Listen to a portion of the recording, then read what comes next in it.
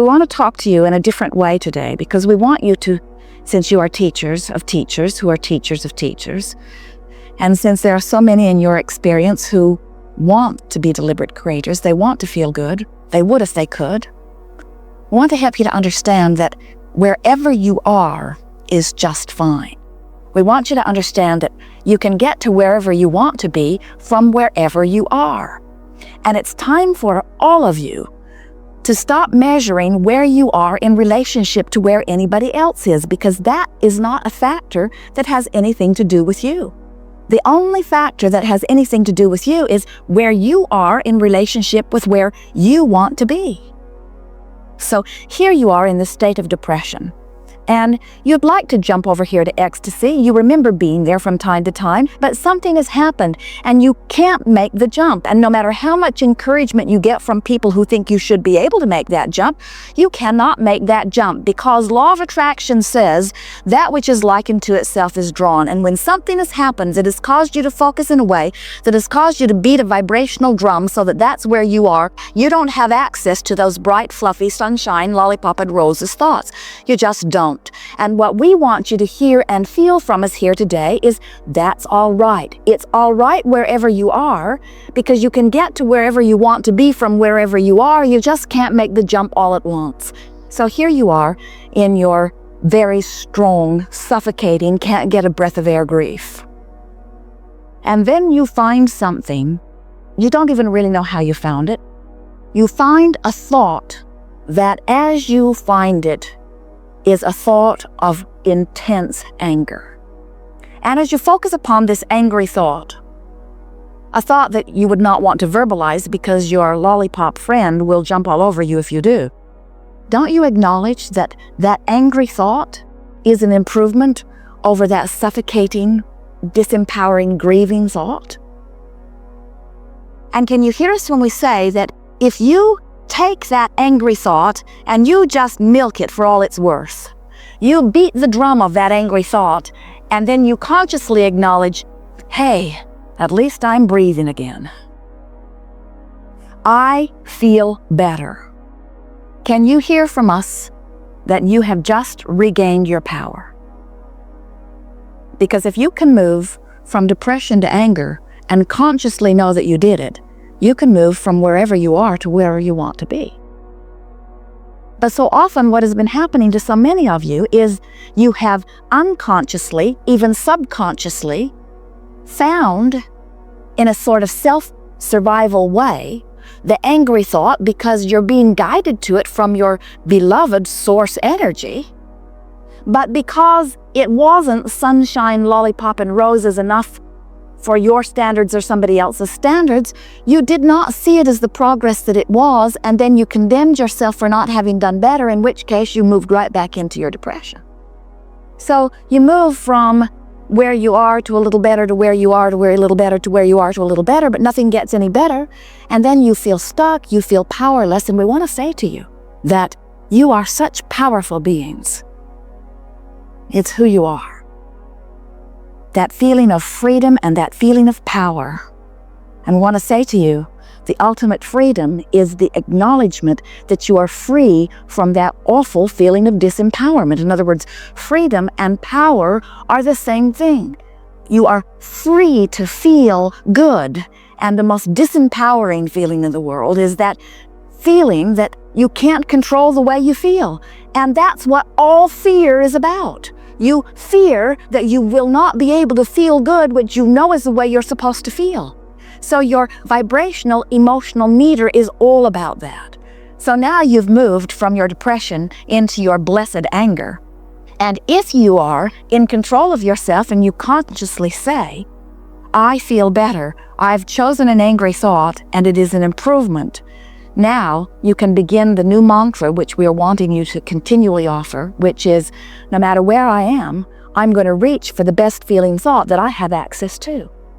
Now, that's a little departure from what you've been hearing from us and some others who say follow your bliss. And do not misunderstand, we think following your bliss is the best decision that any of you could ever make. But when somebody says follow your bliss, when you don't have access to anything other than agony, it's not very good advice. But when you say to yourself, well, I might be following my bliss, but I might have a few stop-off points along the way, such as rage and infuriating anger and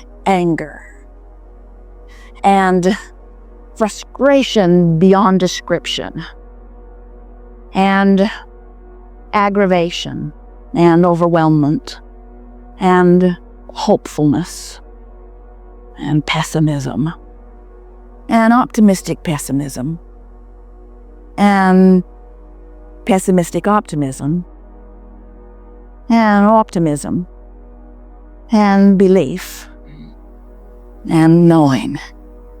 I may take a few stop-offs on the way, but friends, you gotta let go of one thing. Before any of this will work for you, you gotta stop caring what anybody else thinks about where you are. It has to matter only to you how you feel. You have to take the life-giving breath that you find in that blessed anger, and you have to feel proud of yourself for having made the jump, no matter how small it is, because once you do that, you've regained control. And once you've regained control, there's no place you can't go. As Jerry and Esther are traveling, they traveled a great deal, from Phoenix to San Diego. It's about a 400-mile drive. About halfway between Phoenix and San Diego is a city called Yuma, Arizona. So as they find themselves in Yuma on their way to San Diego, they don't get so depressed that they just turn around and go back to Phoenix. They don't say, but wait, we want to be in San Diego. What are we doing in Yuma? There's no place to eat in Yuma. The discouragement doesn't wash over them to the point that they lose their way and they just go back and forth, Phoenix, Yuma, Phoenix, Yuma, Phoenix, Yuma, Phoenix, Yuma. Because they understand where they are, and they understand where they're going, and they understand which direction to stay pointed. And that's the thing that we think that you have not really known, because you've lost track of the importance of the way you feel. But when you reclaim your awareness of the importance of how you feel, now there's never a question about which is a better thought. Sometimes you say, I'm just stuck here. I've been stuck here in this dead-end job or in this unhappy relationship. I've been stuck here for so long. And we say, you're not stuck. Things are constantly changing. And you say, Abraham, are you not listening to me? I'm stuck right here. I've been here for as long as I can remember. And we say, things are changing. They're just changing to the same thing over and over and over. Now hear the power of that. Things are constantly changing. So you're in Phoenix, you're in Yuma, you're in Phoenix, you're in Yuma, you're in Phoenix, you're in Yuma, you're in Phoenix, you're in Yuma. And you say, I'm stuck here. And we say, point towards San Diego and keep going. And that's what we're saying about your emotional meter. If you make a decision that I'm going to reach for the best thought that I have available to me, not the best thought that has ever been thought or felt, not the best thought that I've ever thought or felt, the best thought and feeling that I can achieve right here and now, if that is your new mantra, then you're on your way. And there's no place you can't be, quickly. This is what we want you to feel. We want you to feel your work environment. We want you to feel where it is. It's between where I am and where I want to be. That's what matters. Nothing else makes any difference. It doesn't matter where you've been. It doesn't matter how long you've been wherever you are. The only thing that matters is where you are and where you want to go. Jerry and Esther have a navigational system in their vehicles called Magellan. And there are satellites in the sky and an antenna on the roof of their vehicles and a computer brain under the seat. And the computer is talking through the antenna to the satellites, and so the satellites always know where Jerry and Esther are. So when they know that they want to go somewhere, they just program the handpiece. They put in the city and the address, and then Magellan calculates the route and says, go this way. Turn here, turn here. In 2 miles, you will exit. In 1 mile, you will exit. In 0.4 miles, you will exit. Occasionally, she says, when it is possible, make a legal U-turn. And quite often she says, please proceed to the highlighted route. But she never says, where have you been? And she never says, Magellan has a woman's voice. She never says, how long have you been there? She always calculates immediately the best possible path between where you are and where you want to be. And so does your guidance system. Sometimes you think that where you are and where you want to be is only about, I live in an ugly house, I want a beautiful house. Or, my car is breaking down, I want one that runs. Or, I don't have enough money, I want a lot of money. And certainly, we're talking about all of those things. But your emotional vibrational meter is saying, I'm miserable in not enough money, and I will be more joyful in enough money. Or I am miserable in this miserable relationship, and I want a relationship that will be more joyful. In other words, your emotional meter is about the way you feel. Do you know the universe is so aware of who you are and what you want that things beyond your ability to even describe them are lined up right outside your door? And all you've got to do is start moving up this emotional meter of allowance in order to allow yourself the full receive of all this stuff. There isn't anything you need to do except get the pillow off your own face. And the way you get the pillow off your own face is by reaching for the relief, that's the key word, reaching for the relief of the improved thought.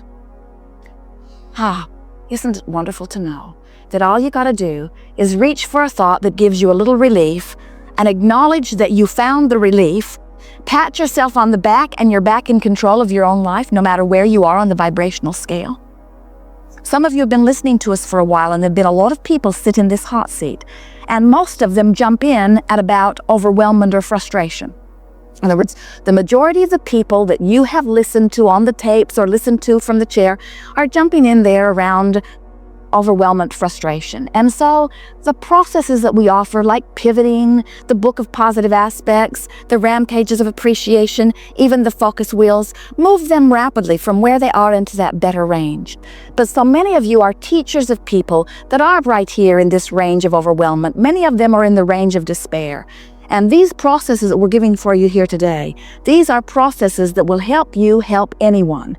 Help you help yourself, or help you help anyone to move into that blessed anger. And then let's all have a celebration of the rage.